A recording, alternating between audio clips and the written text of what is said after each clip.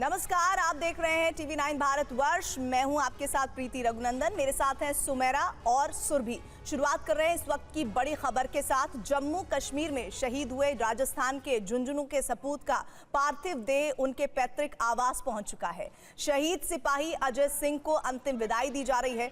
ये तस्वीरें आपको हम दिखा रहे हैं। अपने वीर बेटे को श्रद्धांजलि देने के लिए हजारों की भीड़ उमड़ी है। टीवी 9 संवाददाता ध्वज आर्य लाइव ये तस्वीरें हमारे साथ साझा कर रहे हैं।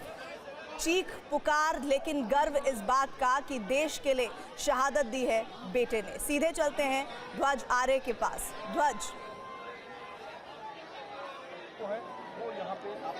बिल्कुल, देखिए शेखावटी का बेटा है और शहीद हुआ है। शेखावटी जाना जाता है शहीदों के नाम पर, और जो सबसे ज़्यादा जो सैनिक हैं पूरे देश को दिए हैं वो शेखावटी, राजस्थान के शेखावटी से दिए। आप देख सकते हैं ये अंतिम यात्रा की तस्वीरें हैं। ये पार्थिव देह है, उनका पैतृक मकान है, सेना के जवान हैं, और आप देख सकते हैं किस तरीके से तिरंगे में लिपटा हुआ ये जो पार्थिव देह है ये पूरी तरीके से यहाँ से अब जो है यहाँ से रवाना होगा, और उसके बाद में जो ये पास में गांव में इनका अंतिम संस्कार राजकीय सम्मान के साथ में किया जाएगा। महिलाएं और पुरुष, आप देख सकते हैं पूरे गांव के लोग जो अपने छतों पर खड़े हुए हैं और अपने लाल को, अपने बेटे को, यानी कि वीर बेटे को यहाँ देखने के लिए, एक झलक पाने के लिए लोग यहाँ पर मौजूद हैं। सैकड़ों हजारों की संख्या में ये 15 किलोमीटर का एक जो तिरंगा यात्रा निकाली गई थी पूरे इलाके में से होकर, ये जो है साफ तौर पर बताती है कि बेटा, इनका बेटा कितना वीर था। जो अजय सिंह नरुका था, इनके जो बहादुरी के किस्से हैं वो जो है सालों सालों तक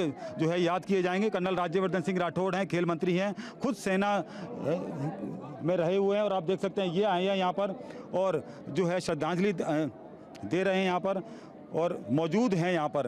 तो सबसे बड़ी बात ये है कि कुछ ही दिनों के बाद इनके पिताजी से जब हमारी बातचीत हुई तो उन्होंने ये कहा कि जो है 1-2 दिन के बाद वो गांव आने वाले थे। उन्होंने कहा था कि मैं जल्दी छुट्टी पर आऊँगा, और मात्र 20 साल की उम्र में जो है सेना में भर्ती हुए थे। और उसके बाद में ये आप देख सकते हैं शौर्य की गाथाएं इनकी जो है सालों सालों तक जो है गाई जाएंगी। झुंझुनू का इलाका है। पिता ने बड़े गर्व के साथ कहा था कि मेरा बेटा शहीद हो गया है, एक और बेटा होता तो भी मैं कुर्बान कर देता देश को। तो आप ये तस्वीरें देख सकते हैं किस तरीके से लोग मौजूद हैं, और राजकीय सम्मान के साथ में अंत्येष्टि अब कुछ ही देर के बाद में की जाएगी। ये पार्थिव देह है, और तमाम जो राजनेता हैं, तमाम जो बड़े लोग हैं वो यहाँ पर पहुँचे हैं। और जो ये शेखावटी का सपूत है जो कि शहीद हुआ था जम्मू कश्मीर के डोडा में, ये जो शहीद की जो पार्थिव देह है यहाँ पर आप देख सकते हैं कि आखिरी बार जो यहाँ पर अंतिम दर्शन के लिए रखी गई है।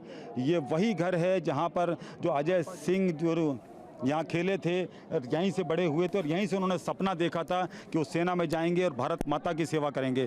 तो आप देख सकते हैं किस तरीके से ये जो तस्वीरें हैं, लोग हैं, रिश्तेदार हैं, आंखों में आंसू हैं, लेकिन सीना गर्व से फूला हुआ है कि उनका लाल, उनका बेटा जो है देश की सेवा करते हुए शहीद हुआ है। तो आप देख सकते हैं ये तस्वीरें, यानी कि पूरा गाँव अपनी छतों पर इकट्ठा है, और एक झलक पाने के लिए, अपने लाल की एक झलक पाने के लिए यहाँ पर जो है बेताब है।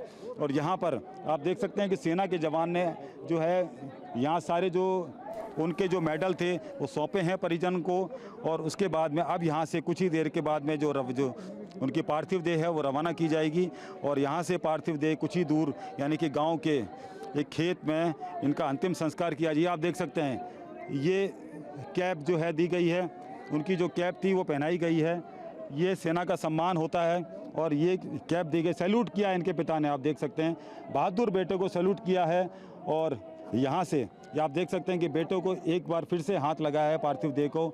और ये आप तस्वीरें देख सकते हैं किस तरीके से यहाँ पर लोग हैं, रो रो का बुरा हाल है।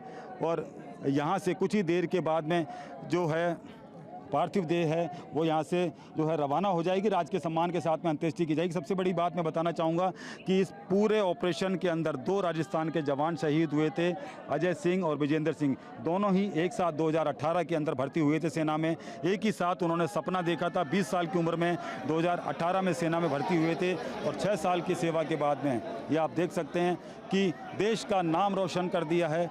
देश के लिए अपनी जो जान है, सेना का जो मनोबल है, सेना को आप देख सकते हैं कि सेना जिस लिए जानी जाती है, यानी कि तन मन धन से पूरी तरीके से जो है देश के लिए समर्पित थे और देश की सेवा करते हुए शहीद हुए। ये आप देख सकते हैं कि गार्ड ऑफ ऑनर दिया जा रहा है, और यहाँ से जो है सेना के जवान अब रवाना होंगे और कुछ ही देर के बाद में इनका राजकीय सम्मान के साथ में अंतिम संस्कार किया जाएगा। तस्वीरें आप देख सकते हैं कि गॉड ऑफ ऑनर दिया जा रहा है, सैल्यूट किया जा रहा है शेखावटी के बहादुर बेटे को, शेखावटी के शहीद को। ये आप देख सकते हैं।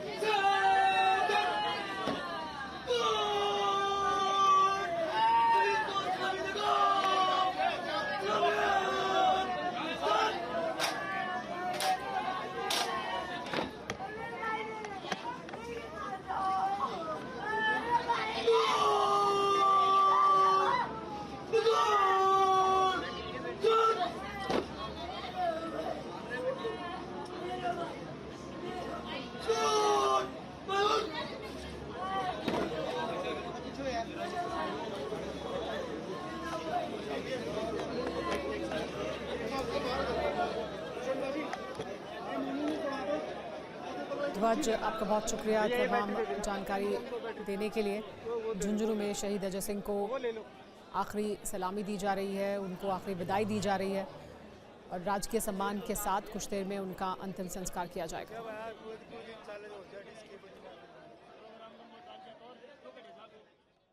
इस बीच अग्निवीरों के लिए हरियाणा सरकार ने एक बड़ा ऐलान किया है। पुलिस माइनिंग गार्ड की भर्ती में 10% का आरक्षण दिया जाएगा। अग्निवीरों को यह बड़ा ऐलान किया गया।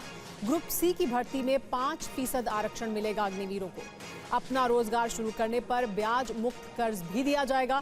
अग्निवीरों को नौकरी देने वाली कंपनियों को मदद भी दी जाएगी सरकार द्वारा। यह हरियाणा सरकार का बड़ा फैसले अग्निवीरों को लेकर।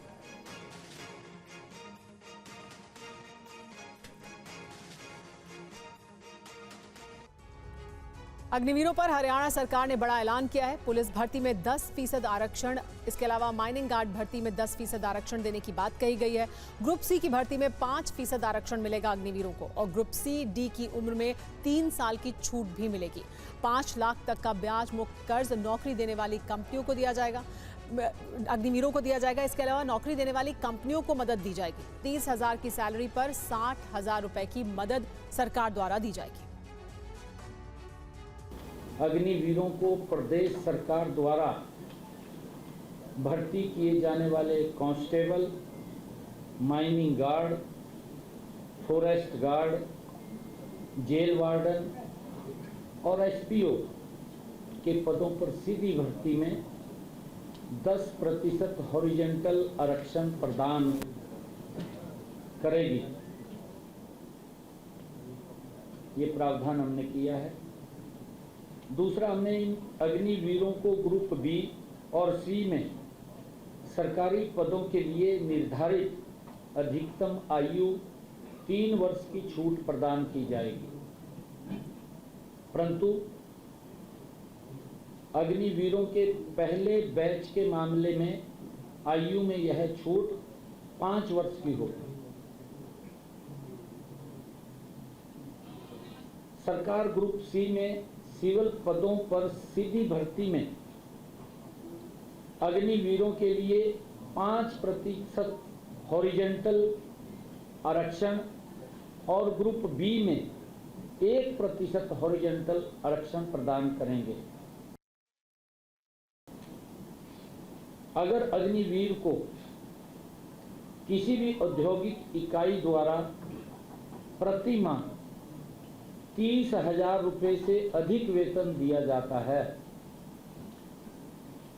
तो हमारी सरकार उस औद्योगिक इकाई को 60,000 रुपये वार्षिक की सब्सिडी देगी। यदि कोई अग्निवीर अपना उद्यम स्थापित करता है तो सरकार 5 लाख तक के ऋण पर ब्याज सहायता प्रदान की जाएगी। 5 लाख रुपए तक का अगर वो ऋण लेकर के काम करता है तो कोई ब्याज नहीं है उसके ऊपर। अग्निवीरों को प्राथमिकता के आधार पर आरंभ लाइसेंस दिया जाएगा। सरकारी विभागों, बोर्डों, निगमों में तैनाती चाहने वाले अग्निवीरों को मैट्रिक स्कोर में प्राथमिकता दी जाएगी। हरियाणा सरकार ने बड़े ऐलान किए हैं। मोहित हमारे साथ जुड़े हुए हैं, मोहित मल्होत्रा, इस पर और ज्यादा जानकारी के लिए। मोहित, सरकार की तरफ से बड़े ऐलान किए गए हैं अग्निवीरों को लेकर। लोकसभा चुनाव में भी ये बड़ा मुद्दा था अग्निवीर का, आगे आने वाले हरियाणा चुनावों में भी ये बड़ा मुद्दा रहेगा। विपक्ष की तरफ से क्या इसके बाद किसी तरह की कोई प्रतिक्रिया सामने आई है? देखिए, विपक्ष की तरफ से अभी हम इंतजार कर रहे हैं कि वो क्या प्रतिक्रिया देते हैं, लेकिन फ़ोन पर कुछ कांग्रेस के बड़े नेताओं से जो बातचीत हुई है उसके मुताबिक उन्होंने इस पूरे प्रपोजल को, जो कि हरियाणा सरकार के द्वारा जारी किया गया है अग्निवीरों के हित में, उसको खारिज किया गया है। उनका ये अभी भी ये कहना है कि अग्निवीर योजना को ही ख़त्म कर देना चाहिए।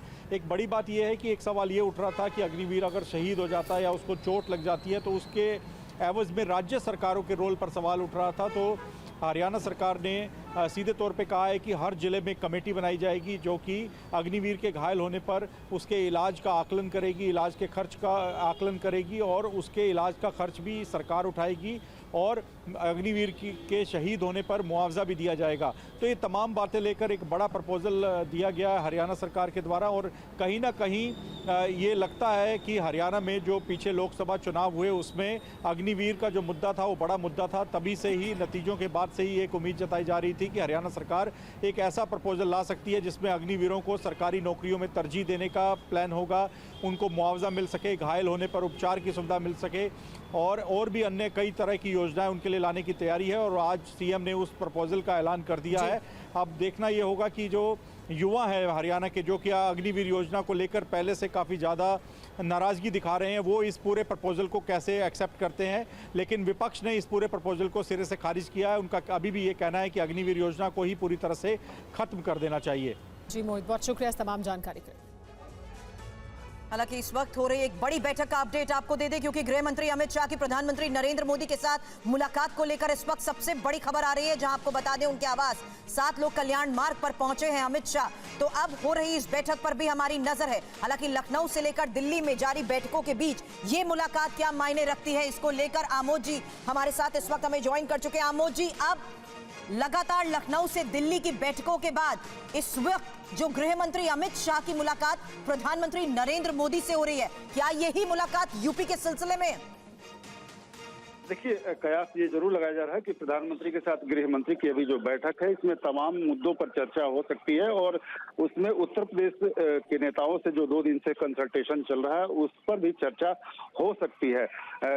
आपको जैसे कि पता है कि आज उत्तर प्रदेश के जो प्रदेश अध्यक्ष हैं भूपेंद्र चौधरी, उनकी भी मुलाकात प्रधानमंत्री से हुई थी और उत्तर प्रदेश के बारे में विस्तृत जानकारी उन्होंने लिया था। 1 घंटे की मुलाकात में उन्होंने तमाम उन बातों को समझा और जाना कि उत्तर प्रदेश में वो अच्छा प्रदर्शन नहीं होने के, पार्टी का अच्छा प्रदर्शन जो नहीं हुआ उसके पीछे रीजन क्या है। और उसके बाद अब गृह मंत्री वहां पहुंचे हैं बैठक करने, तो निश्चित तौर पे उन बातों पर, उन मुद्दों पर चर्चा दोनों के बीच होगी। ये कयास लगाया जा रहा है कि दोनों एक एक बात पर जो पार्टी अध्यक्ष को शेयर किया है उन्होंने, या केशव मौर्य ने या भूपेंद्र चौधरी ने प्रधानमंत्री से शेयर किया है, इन तमाम विषयों पर चर्चा आज हो सकती है। चलिए नजर बनाए रखें इस बैठक पर, आगे भी आपसे अपडेट लेंगे। शुक्रिया आमोद जी पूरी जानकारी के लिए।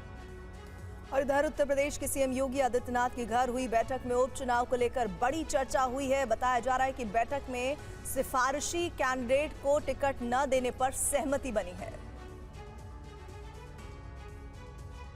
यूपी के सीएम योगी आदित्यनाथ लोकसभा चुनाव नतीजे के बाद लगातार मंथन में जुटे हैं। 10 सीटों पर आगामी उपचुनाव से पहले बीजेपी के अंदर जबरदस्त मंथन चल रहा है। बताया जा रहा है कि आज की बैठक में ईमानदार और जिताऊ प्रत्याशी के चयन की बात कही गई। सिफारिशी कैंडिडेट को टिकट न देने पर सहमति बनी। मुस्लिम बहुल सीटों पर क्या मुस्लिम कैंडिडेट उतारा जाए, इस पर भी चर्चा हुई। पीडीए के असर को लेकर भी चर्चा हुई। आपको बता दें कि यूपी की 10 विधानसभा सीटों करहल, मिल्कीपुर, कठेरी, कुंदरकी, गाजियाबाद, खैर मीरापुर, फूलपुर, मझुआ और सीसामऊ पर उपचुनाव होना है। इन सीटों में 5 सपा की हैं। आरएलडी और निषाद पार्टी की 1-1 सीटें हैं, जबकि भाजपा की 3 सीटें हैं। योगी के नेतृत्व में हुई बैठक में हर सीट के प्रभारी मंत्रियों के साथ विस्तार से बातचीत की गई। इसके बाद कयास लगाए जा रहे हैं कि सीएम योगी अपने कैबिनेट में बदलाव कर सकते हैं। इसके साथ ही भाजपा प्रदेश संगठन में भी अहम बदलाव किया जा सकता है, लेकिन यह अभी साफ नहीं हुआ है कि मुख्यमंत्री के चेहरे में कोई बदलाव किया जाएगा या नहीं। इस बीच बीजेपी पर सांसद अखिलेश यादव ने बड़ा बयान दिया है। उन्होंने कहा है कि राज्य में बुलडोजर की कार्रवाई और शिक्षकों की डिजिटल हाजिरी पर रोक का फैसला उनकी पार्टी के विरोध की वजह से लिया गया है। लखनऊ में और सरकार में ये कमजोर पड़े हैं, इसलिए इन्होंने ध्वस्तीकरण का अपना फैसला टाला है। ये फैसला ही टाला है। ये फैसला हमेशा हमेशा के लिए खत्म नहीं हुआ है। इसलिए शिक्षकों के लिए जो ऑनलाइन डिजिटल अटेंडेंस थी वो स्थगित नहीं, निरस्त हो। और हम सावधान करना चाहते उत्तर प्रदेश की जनता को भी कि भारतीय जनता पार्टी के लोग आपस में लड़कर के और कुर्सी की लड़ाई में पूरा एडमिनिस्ट्रेशन खत्म कर दिया है। जहां इन्हीं के विधायक, इन्हीं के लोग आरोप लगा रहे हैं कि भ्रष्टाचार चल रहा है। हम लोगों ने अखबारों में पढ़ा है कि मुख्यमंत्री खुद स्वीकार कर रहे हैं कि बड़े पैमाने पर दलाली चल रही है। जिस प्रदेश के मुख्यमंत्री खुद स्वीकार कर रहे हो कि दलाली हो रही हो और अखबारों में बड़ा बड़ा लिखा हो कि दलाली हो रही है, तो जनता जानती होगी कि कितनी दलाली हो रही है। और जुलाई के अंत में बीजेपी शासित राज्यों के मुख्यमंत्रियों की बैठक को लेकर भी बड़ी खबर आ रही है। देखिए ये रिपोर्ट। लोकसभा चुनाव के नतीजों पर बीजेपी में चिंतन और मंथन का दौर लगातार जारी है और लोकसभा चुनाव में यूपी समेत कई राज्यों में पार्टी का प्रदर्शन खराब रहा। जातीय समीकरण और कार्यकर्ताओं के फीडबैक ने भी पार्टी की चिंता बढ़ा दी है। यही वजह है कि अब बीजेपी का शीर्ष नेतृत्व पूरी तरह एक्टिव है। सूत्रों के मुताबिक जुलाई के अंत में बीजेपी शासित राज्यों के मुख्यमंत्रियों की बड़ी बैठक होगी। बैठक में प्रधानमंत्री नरेंद्र मोदी, गृह मंत्री अमित शाह खासतौर पर मौजूद रहेंगे, तो राजनाथ सिंह और जेपी नड्डा भी बैठक में शामिल रहेंगे। मीटिंग में लोकसभा चुनाव के नतीजों की समीक्षा होगी। सरकार और संगठन के बीच प्रभावी तालमेल भी एजेंडे में रहेगा। इस साल महाराष्ट्र और हरियाणा जैसे महत्वपूर्ण राज्यों में विधानसभा चुनाव है। इन दोनों राज्यों में बीजेपी और एनडीए की सरकार है। ऐसे में इन दोनों राज्यों में फिर से सरकार बनाना बीजेपी के लिए बड़ी चुनौती है। इन राज्यों की रणनीति भी बीजेपी की बैठक में बन सकती है। इसके अलावा झारखंड में होने वाले विधानसभा चुनाव पर भी बीजेपी में मंथन चल रहा है। पश्चिम बंगाल में नेता प्रतिपक्ष शुभेंदु अधिकारी ने कहा है कि हम नहीं कहेंगे सबका साथ सबका विकास, राष्ट्रवादी मुस्लिम जैसा कुछ नहीं है। शुभेंदु के इस बयान से दिल्ली से लेकर कोलकाता तक सियासी उबाल आ गया है। हिंदू বাঁচাবো, সংবিধান বাঁচাবো আর বলবো আমিও বলেছি রাষ্ট্রবাদী মুসলিম, আপনারাও বলেছেন सबका साथ सबका विकास। আর বলবো না, বলবো जो हमारे साथ हम उनका साथ, जो हमारे साथ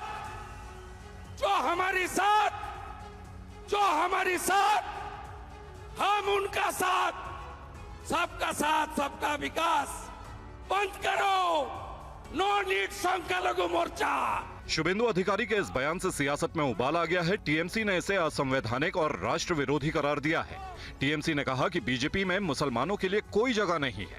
बीजेपी का मकसद मुस्लिम विरोधी बयानों के जरिए ध्रुवीकरण करना है। टीएमसी के मुताबिक शुभेंदु ने कहा कि जो हमारे साथ है हम उनके साथ हैं। अब दिल्ली से लेकर कोलकाता तक शुभेंदु के बयान के मायने निकाले जा रहे हैं। तो आरएसएस के मुखपत्र 5 जन्य ने भी शुभेंदु के बयान का वीडियो शेयर किया है।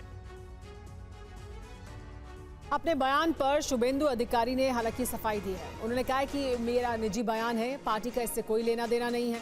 हम हिंदू मुस्लिम सबका विकास करते हैं, कहा शुभेंदु अधिकारी ने। बीजेपी को हिंदुओं की पार्टी कहते हैं। तो गवर्नमेंट का स्लोगन है, पीएम का स्लोगन है, स्लोगन बरकरार है, उस स्लोगन का साथ सब लोग है। लेकिन as a BJP functionaries with my heavy pen, हाँ मैं कार्यकारिणी में बात रखा। ये हमारी एजेंडा ही है सबका साथ के लेने के। हम लोग कोशिश कर रहा था, आगे भी कोशिश करेगा। जब मेरा क्षेत्र में मैं जाता हूं, सब विकास का काम सब लोग को मिलता है, हिंदू मुसलमान सबको। उसका बाद भी बोलता है तुम बीजेपी, तुम हिंदू का पार्टी। क्यों हम लोग हिंदू पार्टी? हम लोग तो सबका साथ सबके लेकर काम करता है। वो बात मेरा पर्सनल है और पॉलिटिकल है। हालांकि आज बड़ी खबर आई जब मुसलमानों की बढ़ती आबादी पर असम के सीएम हेमंता बिस्वा शर्मा ने चिंता जाहिर की और हेमंता ने कहा कि आबादी की वजह से वो रोज संघर्ष कर रहे हैं। मेरे लिए ये जीना और मरने का मुद्दा है, इसलिए मैंने उसका साथ दिए, हर दिन संघर्ष करता हूं। असम के सीएम हेमंता बिस्वा शर्मा ने ये बड़ा बयान दिया है। राज्य में मुस्लिमों की बढ़ती आबादी को लेकर उन्होंने कहा है कि उनके लिए सबसे बड़ा मुद्दा यही है। मैं असम से आया हूँ, ये मेरे लिए बहुत बड़ा मुद्दा है, इसलिए मैं असम में, बंगाल में हर दिन, मेरा असम में मुस्लिम पॉपुलेशन 40% हो चुका है। 1951 में 12% था, आज असम में मुस्लिम पॉपुलेशन 40%, हम जिला की जिला खो चुका है। तो मेरे लिए ये मुद्दा पॉलिटिकल नहीं है, मेरे लिए ये जीना और मरने का मुद्दा है, इसलिए मैंने उसका साथ ही हर दिन संघर्ष करता हूं। असम के सीएम इन दिनों झारखंड के दौरे पर हैं। भारतीय जनता पार्टी ने उन्हें झारखंड का सह प्रभारी बनाया है।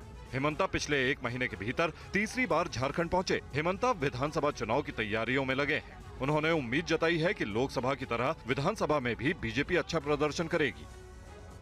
केजरीवाल की याचिका पर फैसला सुरक्षित रखा गया है। सीबीआई गिरफ्तारी पर हाईकोर्ट ने फैसला सुरक्षित रखा है। अंतरिम बेल पर भी फैसला सुरक्षित रखा गया है। 29 जुलाई को मामले की अगली सुनवाई होगी और केजरीवाल के वकील से बात की है इस संबंध में हमारे सहयोगी जितेंद्र भाटी ने।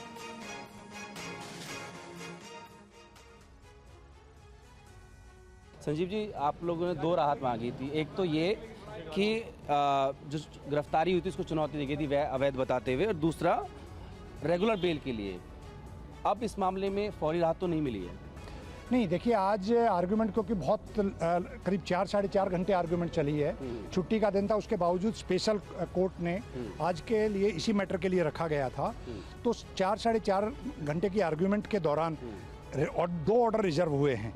नंबर 1, जो हमने लीगल अरेस्ट को इलीगल अरेस्ट को चैलेंज किया है, उसके लिए ऑर्डर 4 या 5 दिन के अंदर उसमें ऑर्डर आएगा। और इंटरिम बेल पर भी ऑर्डर रिजर्व कर लिया गया है। रेगुलर बेल पे क्योंकि अभी सीबीआई ने कहा कि हमारी तरफ से कुछ हम रिप्लाई और आर्गुमेंट फर्दर आर्गुमेंट के लिए टाइम चाहिए। चार्जशीट भी तमाम चीज़ें वहाँ पर है, तो उसको लेकर भी था। फिर जज ने भी कहा कि पहले रिट किस पे है, इसको लेकर तय कर लिया जाए। नहीं, देखिए उनकी आर्गुमेंट जितनी भी थी उसका हमने काउंटर रिप्लाई दिया, क्योंकि मैंने सुप्रीम कोर्ट के बहुत सारे जजमेंट्स हैं जिसके तहत हम डायरेक्ट हाई कोर्ट में कानून के दायरे में आ सकते हैं। उसी के तहत हमने यहाँ पे बेल लगाई है। महाराष्ट्र में विधान परिषद चुनाव में लगे झटके पर शरद पवार ने कहा है कि कांग्रेस की रणनीति गलत थी। साथ ही उन्होंने कहा कि किसी ने किसी को धोखा नहीं दिया। 60 सेकंड में देखिए ये पूरी रिपोर्ट।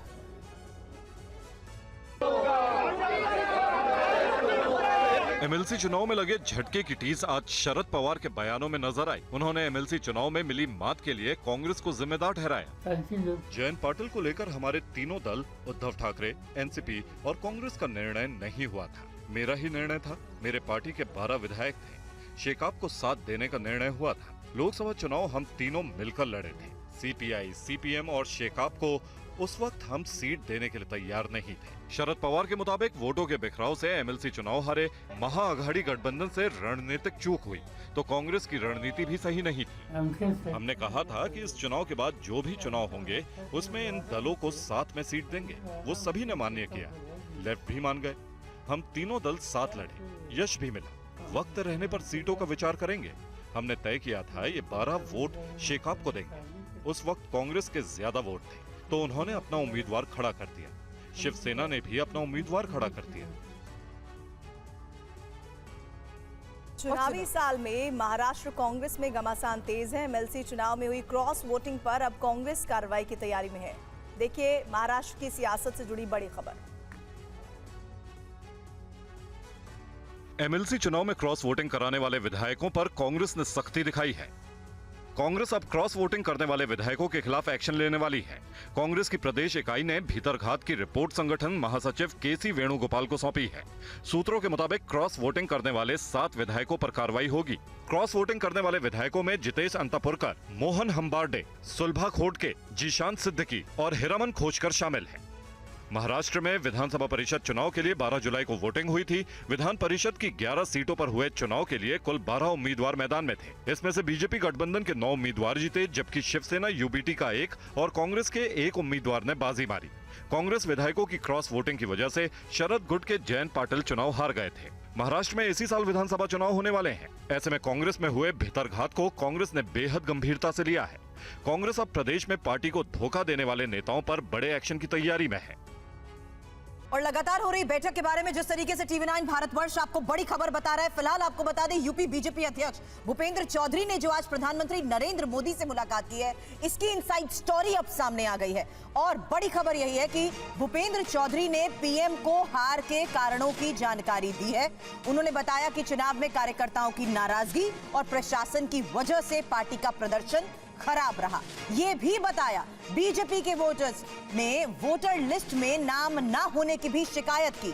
वहीं नाराज कार्यकर्ता पूरे चुनाव में निष्क्रिय रहे। और चौधरी ने प्रधानमंत्री से यह कहा कि कई जगह ऑफिसर्स ने विपक्ष की भी मदद की है। कई साल से सरकारी भर्ती ना होने से भी नुकसान हुआ है। तो लखनऊ और दिल्ली में हो रही बड़ी बैठक के बारे में लगातार आपको टीवी9 जानकारी दे रहा है, जहां आपको बता दें कि आज दिल्ली में महत्वपूर्ण मुलाकात प्रधानमंत्री नरेंद्र मोदी से हुई यूपी बीजेपी अध्यक्ष भूपेंद्र चौधरी की। अब आमोद राय इस वक्त हमें ज्वाइन कर चुके हैं। आमोद जी, अब तो ये साफ हो गया कि अब यूपी में जिस तरीके से हालात को देखते हुए इस वक्त समीक्षा की जा रही है, उस बारे में तमाम जानकारियां प्रधानमंत्री को भी आज दे दी गई। निश्चित तौर देखिए सुरभि, प्रधानमंत्री से मिलकर उत्तर प्रदेश के जो अध्यक्ष हैं भूपेंद्र चौधरी, उन्होंने साफ तौर से हार के कारणों को बताया। और पहले से उन्होंने कल बीजेपी अध्यक्ष को भी यही कारण बताए थे। उन्होंने साफ तौर से कहा है कि पार्टी का जो खराब प्रदर्शन है, इसमें 2 चीज बहुत महत्वपूर्ण है। एक तो कार्यकर्ताओं की नाराजगी और दूसरा प्रशासन का जो रवैया रहा है वो ठीक नहीं रहा है। और उन्होंने ये भी कहा कि वोटर लिस्ट से नाम हटाए गए, बीजेपी समर्थकों के नाम हटाए गए, जो जगह जगह फीडबैक लिया गया है उसमें ये पाया गया है। और उन्होंने ये कहा कि प्रशासन के रवैये के चलते कार्यकर्ताओं में भारी रोष हुआ और इससे वो निष्क्रिय भी हो गए। कुल मिलाकर उनका जो दलील है कि प्रशासन ने ठीक रुख अख्तियार नहीं किया चुनाव के समय, और उसको आधार बनाकर उन्होंने जो रिपोर्ट बनाई है बीजेपी अध्यक्ष को भी दिया। और आज प्रधानमंत्री से भी उन्होंने वही चीज डिस्कस किया और वही चीज बताया है। तो लेकिन अब आगे होगा क्या आमोद जी? लगातार हो रही बैठक के बाद, पीएम को दी गई तमाम ब्रीफिंग के बाद आगे किस तरीके से बड़े फैसले लिए जाते हैं, इस पर नजर बनाए रखें। शुक्रिया पूरी जानकारी के लिए। महाराष्ट्र में विधानसभा चुनाव से पहले राज्य सरकार ने बड़ा ऐलान किया है। लाडला भाई योजना के तहत 12वीं पास युवाओं को 6,000 रुपए देने का ऐलान किया गया है। लाडली बहना योजना की तो देश भर में काफी चर्चा हो चुकी है, लेकिन अब लाडला भाई योजना की भी शुरुआत होने जा रही है। इस योजना का ऐलान महाराष्ट्र की सरकार ने किया है। इस योजना के तहत 12वीं पास करने वाले युवाओं को महाराष्ट्र सरकार हर महीने 6,000 रुपए देगी। वहीं डिप्लोमा करने वाले युवाओं को 8,000 रुपए दिए जाएंगे। वहीं ग्रेजुएट युवाओं को 10,000 रुपए हर महीना दिए जाएंगे। इसके साथ ही युवाओं को 1 साल तक किसी भी फैक्ट्री में अप्रेंटिसशिप करने का मौका दिया जाएगा। इससे उसे काम का अनुभव मिलेगा और उस अनुभव के आधार पर उसे नौकरी मिल जाएगी। महाराष्ट्र के मुख्यमंत्री एकनाथ शिंदे के अनुसार योजना का मकसद महाराष्ट्र में कुशल जनशक्ति तैयार करना है। इससे उद्योग और कारखानों को कुशल युवक मिलेंगे। उधर विपक्षी खेमे में इस योजना को सियासी चश्मे से भी देखा जा रहा है। दरअसल महाराष्ट्र में इस साल विधानसभा चुनाव होने वाले हैं। ऐसे में मुख्यमंत्री एकनाथ शिंदे के इस योजना के ऐलान को आगामी चुनाव से जोड़कर देखा जा रहा है। लाडला भाई योजना को लेकर बीजेपी विधायक राम कदम ने विपक्ष के आरोपों पर पलटवार किया है। राम कदम से बात की संवाददाता राजीव सिंह ने। आप लोगों ने युवाओं के लिए भी जो लाडकी भाई योजना बनाकर शुरुआत की है, उसको लेकर अब टीका टिप्पणी हो रही है। नहीं, लाडला भाई यह एक क्रांतिकारी योजना है जो हमारे युवा हैं उनकी शिक्षा के तहत 12वीं पास है, ग्रेजुएट है, पोस्ट ग्रेजुएट है, उसके भी अकाउंट में 6,000, 8,000 इस प्रकार की राशि उसके भी अकाउंट में आएगी। अब युवा है, युवा के अकाउंट में वो राशि आएगी, इस पर भी आपत्ति है। ये लोग जानबूझ करके इन योजनाओं का गलत फॉर्म भर रहे हैं ताकि इनका फॉर्म रिजेक्ट हो। युवाओं को और बहनों को उनके अकाउंट में पैसे नहीं जाए और पैसे नहीं जाने के कारण सरकार के प्रति रोष निर्माण हो, ये इनका षड्यंत्र है। वो तो कह रहे हैं कि आप लोग रोजगार नहीं क्रिएट कर रहे हैं, इसलिए पैसे ट्रांसफर करने की स्कीम ला रहे हैं। देखिए, विपक्ष का काम है विरोध करना, पर हमारा मूल सवाल ये है जो हमने किया आपने क्यों नहीं किया। मुंबई में रोजगार के लिए हजारों की भीड़ की तस्वीर इस रिपोर्ट में आपके सामने होगी, जहां आपको बता दें एयर इंडिया में नौकरी के लिए इंटरव्यू देने मुंबई में हजारों लोगों की भीड़ जुटी और हालात बिगड़ गए। ये तस्वीरें मुंबई के एयर इंडिया ऑफिस की हैं, जहां नौकरी हासिल करने के लिए बेरोजगारों की भीड़ लगी हुई है। एयर इंडिया में हेल्पर लोडर के लिए वैकेंसी निकली थी, लेकिन 2700 पदों की वैकेंसी के लिए हजारों लोग एयर इंडिया के ऑफिस पहुंच गए। नौकरी चाहने वाले युवाओं की इस भीड़ से बचने के लिए एयर इंडिया को अपना ऑफिस बंद करना पड़ा और पुलिस को बुलाना पड़ा। पुलिस ने इंटरव्यू देने आई भीड़ को हटाया। बताया जा रहा है कि इंटरव्यू देने ऐसे भी लोग एयर इंडिया के ऑफिस पहुंचे जिन्होंने अप्लाई भी नहीं किया था। ऐसे में देखते देखते युवाओं की भीड़ हजारों की संख्या में तब्दील हो गई। भीड़ को संभालना मुश्किल हो गया। इसी तरह हाल ही में गुजरात के भरूच में भी बेरोजगार युवाओं की भीड़ एक प्राइवेट कंपनी में निकली। वैकेंसी के लिए इंटरव्यू देने हजारों की संख्या में जमा हो गई थी। युवाओं के हुजूम ने इंटरव्यू देने के लिए पहले तो घुसने की कोशिश की, धक्का मुक्की भी हुई। इस दौरान वहां पर लगी रेलिंग भी धाराशाही हो गई। घटना का वीडियो सोशल मीडिया पर काफी वायरल हुआ था। आईएएस पूजा खेड़कर के परिवार ने पुणे नगर निगम के नोटिस के बाद अपने बंगले के बाहर अतिक्रमण को खुद ही हटा दिया। इसका वीडियो सामने आया है। आईएएस पूजा खेड़कर के घर के बाहर बनी बाउंड्री तोड़ी जा रही है। खेड़कर परिवार ने इस मजदूर को खुद ही काम पर लगाया और अवैध निर्माण को तोड़कर हटा लिया है। दरअसल पुणे के बाणेर इलाके में खेड़कर परिवार का बंगला है। इन्होंने बंगले के सौंदर्यकरण के नाम पर फुटपाथ पर अतिक्रमण कर रखा था, जिसे लेकर नगर निगम ने नोटिस जारी किया है। नोटिस में निगम ने 7 दिनों का समय दिया है। इससे पहले ही खेड़कर परिवार ने खुद ही अतिक्रमण हटा लिया। पूजा खेड़कर के परिवार की तरफ से पुणे महानगर पालिका को कोई जवाब नहीं दिया गया था और आज अचानक ये तस्वीरें सामने आई। इस बीच पूजा की मुश्किलें कम नहीं हो रही हैं। बताया जा रहा है कि पूजा ने आईएएस की बहाली के दौरान दिव्यांग सर्टिफिकेट लेने के लिए जो पता दिया था, वहां घर नहीं बल्कि फैक्ट्री है। इतना ही नहीं, दिव्यांग प्रमाण पत्र के लिए आधार कार्ड होने जरूरी है, लेकिन पूजा ने अर्जी में राशन कार्ड लगाया था। इसके साथ ही उसमें अपनी आमदनी 5 लाख दिखाई है। यही नहीं, दिव्यांग कार्ड में 7% दिव्यांग दिखाया गया है। जानकारों के मुताबिक किसी भी सरकारी लाभ के लिए 40% या उससे ज्यादा दिव्यांग होना जरूरी है।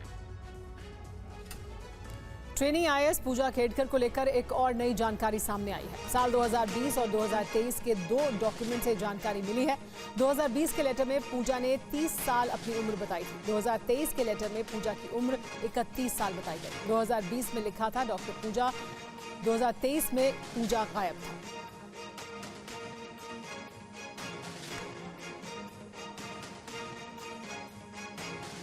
देखिए, ये 2 डॉक्यूमेंट सामने आए हैं और इन दोनों डॉक्यूमेंट से अलग अलग जानकारी सामने आ रही है। पूजा खेड़कर को लेकर नई नई जानकारियां लगातार सामने आ रही हैं। देखिए, 2020 में लिखा गया था डॉक्टर पूजा, लेकिन 2023 में सिर्फ पूजा लिखा गया, बल्कि पूजा गायब हो गया। और 2023 के लेटर में पूजा की उम्र 31 साल थी, तो 2020 के लेटर में उम्र 30 साल बताई गई थी। दोनों डॉक्यूमेंट्स आपके सामने हैं इस वक्त, और इन दोनों डॉक्यूमेंट्स में उम्र भी अलग अलग है, साथ ही नाम भी अलग अलग है। एक में डॉक्टर पूजा है तो दूसरे में पूजा गायब है। आईएएस पूजा खेड़कर की उम्र को लेकर अलग अलग जानकारियां सामने आ रही हैं। ये डॉक्यूमेंट सामने आए हैं जिसमें दोनों डॉक्यूमेंट्स में उम्र अलग अलग लिखी गई है पूजा खेड़कर की।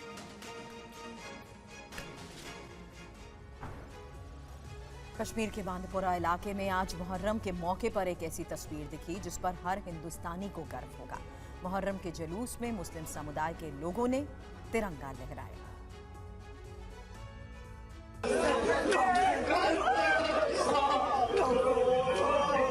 ये नई कश्मीर की तस्वीर है, आतंकियों को करारा जवाब है। ये कश्मीर के दहशतगर्दों और अलगाववाद की आग पर अपनी सियासत चमकाने वाले फिरका परस्त गुटों के चेहरे पर तमाचा है। कश्मीर के बांदीपोरा में मुहर्रम के जुलूस में तिरंगा लहराया गया। मुहर्रम के अवसर पर जुलूस अशूरा के दौरान इस्लामिक झंडे के साथ लोगों ने तिरंगा भी लहराया। तिरंगा लहराते हुए लोगों ने देशभक्ति का जज्बा भी दिखाया और आतंकवाद के खात्मे को लेकर संकल्प लिया। ये तस्वीर दिखाती है कि घाटी की तस्वीर बदल रही है। लोगों की सोच बदल रही है।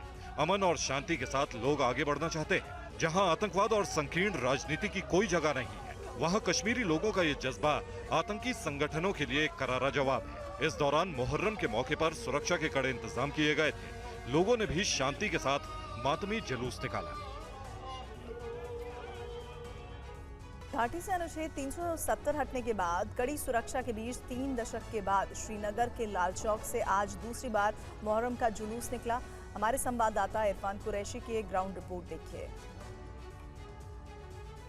घाटी के डाउनटाउन के जडीबल इलाके में आप देख सकते हैं लगातार मुहर्रम का जो जुलूस है वो आगे बढ़ता हुआ दिख रहा है और बड़ी तादाद में जो आज़ादारान है वो इसका हिस्सा है और लगातार काफ़ी वर्षों से जो है मुहर्रम का जुलूस और गैदरिंग जो है वो कश्मीर घाटी में देखने को मिलता है। और ख़ास तौर पर साल 2019 से पहले कई हसास इलाकों में जो है मुहर्रम के जुलूस पर रोक लगा दी गई थी, लेकिन पिछले वर्ष से जो है अब मुहर्रम के जुलूस की जो इजाज़त है वो प्रशासन ने दी और कहीं ना कहीं सफलपूर्ण तरीके से पिछले साल भी और इस साल भी मुहर्रम का जो प्रोसेशन है वो देखने को मिलता है। तस्वीरों में आप लगातार देख सकते हैं बड़ी तादाद में लोग जो है वो यहाँ आज़ादारान जो है वो यहाँ इस प्रोसेशन में मौजूद है, जो कि करबला के शहीदों के याद में जो है मनाया जाता है। शिया समुदाय जो इस्लामिक कम्युनिटी में जो लोग हैं वो इसे बड़ी जोशो खरोश से मनाते हैं। महाराष्ट्र में चोरी का एक हैरान करने वाला मामला सामने आया है। एक मशहूर कवि के घर चोरी करने के बाद चोर को जब पछतावा हुआ तो उसने एलईडी टीवी और दूसरे सामान को वापस रख दिया। शायद चोरों का भी अपना एक मुकम्मल ईमान होता है। अगर ये ईमान ना होता तो मशहूर कवि नारायण सुर्वे के घर पर चोरी करने वाले उस चोर की नीयत शायद कभी न पलटती। हम जिस वाकये का जिक्र कर रहे हैं वो दरअसल एक ऐसे चोर का किस्सा है जिसने अपनी जिंदगी में ऐसा कारनामा कभी ना किया होगा। जाने माने कवि नारायण सुर्वे के नवी मुंबई के घर में चोरी करने वाले चोर को जब ये पता चला कि उसने ये गुनाह एक कवि के घर में जाकर किया है तो उसे न सिर्फ पछतावा हुआ बल्कि उसने चुराया हुआ सामान भी वापस उसी घर में रख दिया। उसे अपने जमीर पर इस जुर्म का बोझ इतना भारी लग रहा था कि उसने कमरे की दीवार पर एक माफीनामा लिखकर अपनी करतूत के लिए माफी भी मांगी। चोर ने अपने माफीनामे में लिखा है, मुझे नहीं पता था कि यह घर कवि नारायण सुर्वे का है, पता होता तो चोरी नहीं करता। आपको बता दें कि नारायण सुर्वे मराठी के मशहूर कवि थे जिनका जीवन बहुत मुफलिसी और तंगहाली में गुजरा था। साल 2010 में नारायण सुर्वे का निधन हो गया था। उनके घर में अब उनकी बेटी और दामाद रहते हैं। महाराष्ट्र के डोंबिवली में जरा सी लापरवाही जिंदगी पर कैसे भारी पड़ गई। कैसे हुआ ये दर्दनाक हादसा, देखिए इस रिपोर्ट। सीसीटीवी का ये वीडियो आपको विचलित कर सकता है। तस्वीरों में देख सकते हैं महिला तीसरी मंजिल की रेलिंग पर बैठती है। इस बीच उसका दोस्त आता है और हंसी मजाक में उसे गले लगाने की कोशिश करता है। इस बीच रेलिंग पर बैठी महिला का बैलेंस बिगड़ता है और वो तीसरी मंजिल से नीचे गिर पड़ती है। महिला के गिरने के बाद अफरा तफरी मच जाती है। दोस्त और बाकी लोग तेजी से नीचे जाते हैं, लेकिन तब तक महिला की मौत हो जाती है। मुंबई के डोंबिवली के विकास नाका इलाके की एक घटना है। बताया जाता है कि बंटी और गुड़िया देवी ग्लोब स्टेट नाम की इस बिल्डिंग के एक ऑफिस में साफ सफाई का काम करते थे। हादसे के दिन बिल्डिंग में पार्टी चल रही थी। इस दौरान बंटी नाम का ये युवक गुड़िया देवी के पास आता है और रेलिंग पर बैठी महिला का संतुलन बिगड़ जाता है और छत से नीचे गिर जाती है। हालांकि युवक बंटी को पास खड़े लोग पकड़ लेते हैं और किसी तरह उसकी जान बच जाती है। मानपाड़ा पुलिस मामले की तफ्तीश कर रही है।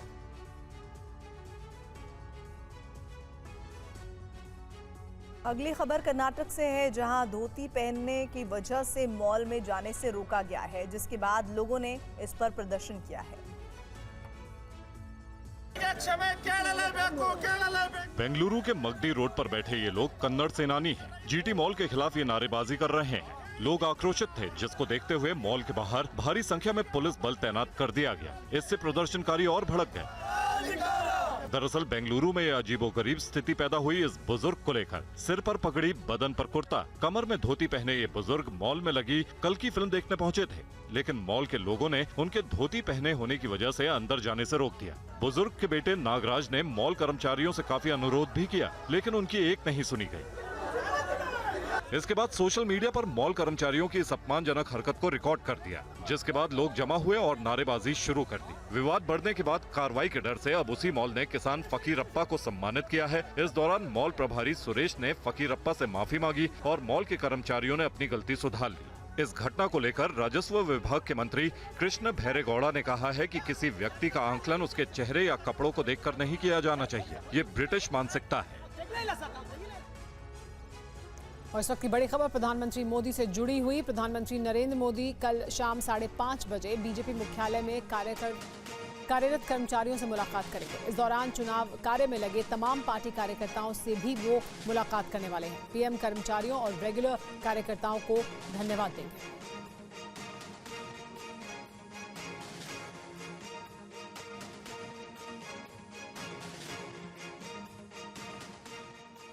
खबर दिल्ली से आ रही है। यूपी बीजेपी अध्यक्ष भूपेंद्र चौधरी ने आज प्रधानमंत्री नरेंद्र मोदी से मुलाकात की और यूपी में हार की नैतिक जिम्मेदारी भी ली है।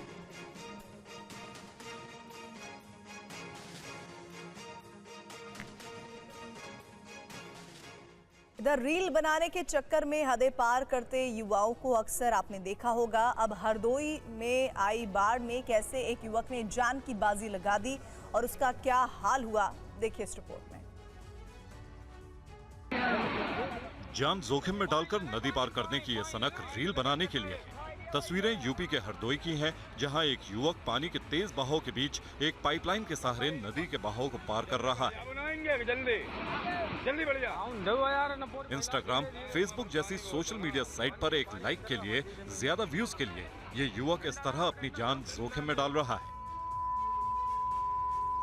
दरअसल हरदोई के शाहबाद पाली इलाके में गर्रा नदी में आई बाढ़ के चलते शाहबाद पाली मार्ग पर अगमापुर गांव के पास एक पुलिया बहने से सड़क बीच से कटकर 2 हिस्सों में बढ़ गई और बीच से पानी पूरे वेग से बहने लगा। इस स्थिति में जब लोग किसी तरह सड़क की मरम्मत के बारे में सोच रहे थे तो इस युवक को रोमांच सूझा और बिना जान की परवाह किए पानी के लिए डाली गई प्लास्टिक के पाइप के सहारे तेज बहाव के बीच स्टंट करते हुए एक तरफ से दूसरी तरफ पहुंचा। तो चेहरे पर विजयी मुस्कान थी। कुछ लोगों ने प्रशंसा भी की, लेकिन यहाँ जरा सी भी चूक मातम में भी बदल सकती थी। यूपी के लखीमपुर खीरी में शारदा नदी का रौद्र रूप कोहराम मचा रहा है। कई इलाकों में बाढ़ का दायरा बढ़ा है। लोगों की परेशानी लगातार बढ़ रही है। देखिए ये पूरी खबर।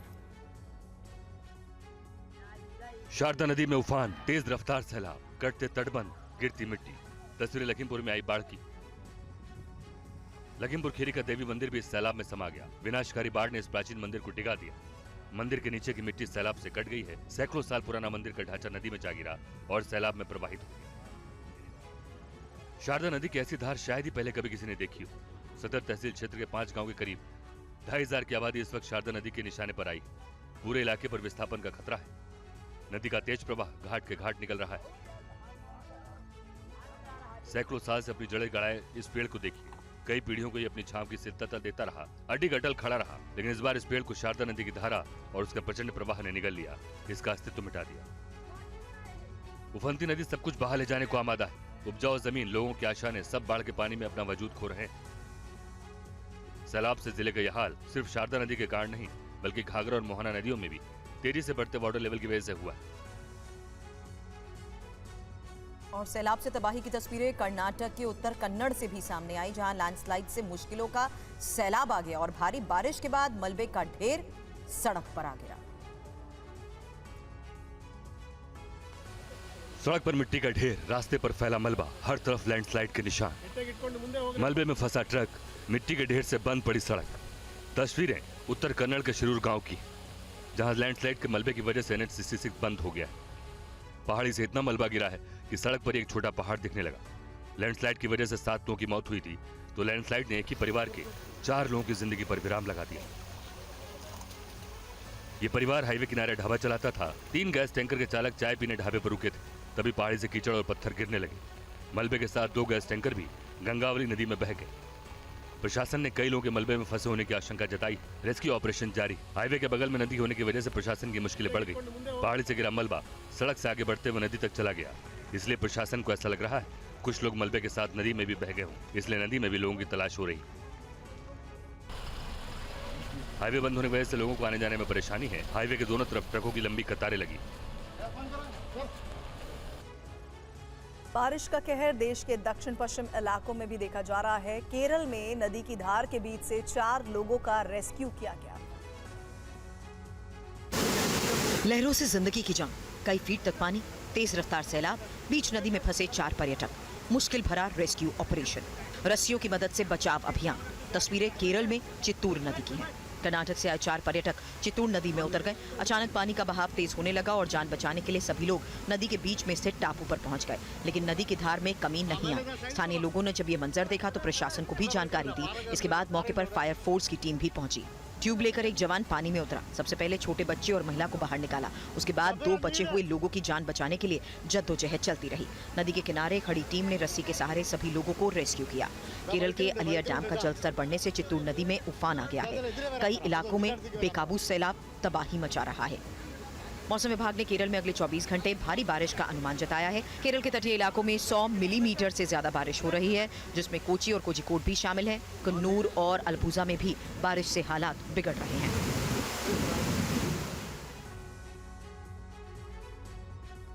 खासतौर पर बच्चों के लिए जानलेवा साबित होने वाला चंदीपुर वायरस का खतरा गुजरात समेत कई राज्यों में बढ़ता जा रहा है। साथ ही इस वायरस से मौत का आंकड़ा भी बढ़ रहा है। गुजरात में चांदीपुरा वायरस से मरने वालों की संख्या बढ़ती जा रही है। गुजरात में इस वायरस से 2 और बच्चों की मौत हो गई है। गुजरात स्वास्थ्य मंत्रालय के मुताबिक वायरस से संक्रमित लोगों की संख्या अब 14 हो गई है। साबरकांठा, अरावली, महिसागर, खेड़ा, मेहसाणा और राजकोट जिलों में वायरस से पीड़ित मरीजों के मामले सामने आए हैं। अब तक जिन लोगों की मौत हुई है उनमें साबरकांठा जिले के 2, अरावली के 3, महिसागर और राजकोट जिले के 1-1 मरीज शामिल हैं। गुजरात के पड़ोसी राज्यों राजस्थान और मध्य प्रदेश के कुछ मरीजों को भी गुजरात के अस्पतालों में एडमिट कराया गया है। प्रभावित जिलों की गहन निगरानी के अलावा स्वास्थ्य केंद्रों के साथ साथ बड़े अस्पतालों को भी विशेष निर्देश जारी किए गए हैं। चांदीपुरा वायरस के ही बच्चे हैं कि अलग कोई डिसीज है। मेनली जो केसेस आए उसमें से 2 केस राजस्थान के थे, 4 केस साबरकांठा डिस्ट्रिक्ट के और 3 केस अरवली जिले के उसमें हमें नोट हुए हैं। उसमें से 6 बच्चों का अभी तक डेथ हुआ है। वो जो डेथ हुए हैं उसमें से 3 बच्चे अरवली के हैं, 1 बच्चा राजस्थान का और 2 बच्चे साबरकांठा के हैं। और पुरी के जगन्नाथ मंदिर का रत्न भंडार एक बार फिर 18 जुलाई को खोला जाएगा। कमेटी की बैठक में ये फैसला हुआ। भगवान जगन्नाथ के रत्न भंडार में कई राज अब भी छुपे हैं। 46 साल बाद रविवार को रत्न भंडार को खोला गया था। अब फिर कल रत्न भंडार को खोला जाएगा। ये फैसला कल हुई मंदिर कमेटी की बैठक में लिया गया। इस बैठक में एसजीटी के मुख्य प्रशासक अरविंद पाधी, जिलाधिकारी और अन्य अधिकारी मौजूद थे। बैठक में फैसला लिया गया है कि सुबह 9:51 से दोपहर 12:15 के बीच फिर से रत्न भंडार को खोला जाएगा। इस दौरान आभूषणों को मंदिर में स्थित अस्थायी कोषागार में रखा जाएगा। इससे पहले रत्न भंडार को 46 साल बाद रविवार को बहुमूल्य वस्तुओं की सूची बनाने और इसकी मरम्मत के लिए खोला गया था। न्यायमूर्ति रत्न ने कहा कि सभी बॉक्सों को ट्रांसफर करना संभव नहीं है, इसलिए इन बॉक्सों में रखे कीमती सामान और आभूषणों को मंदिर परिसर में ही रख दिया जाएगा। सीसीटीवी से इस पर नजर रखी जाएगी। ओडिशा में हाल ही में हुए विधानसभा चुनाव में रत्न भंडार को फिर से खोलना एक बड़ा राजनीतिक मुद्दा था। बीजेपी ने बीजेडी पर इसकी खोई हुई चाबियों पर सवाल उठाया था। बीजेपी ने जनता से वादा किया था कि अगर वो चुनाव जीतती है तो रत्न भंडार को फिर से खोलने की कोशिश करेगी। और आइए अब एक नजर डालते हैं इस वक्त की हेडलाइंस पर।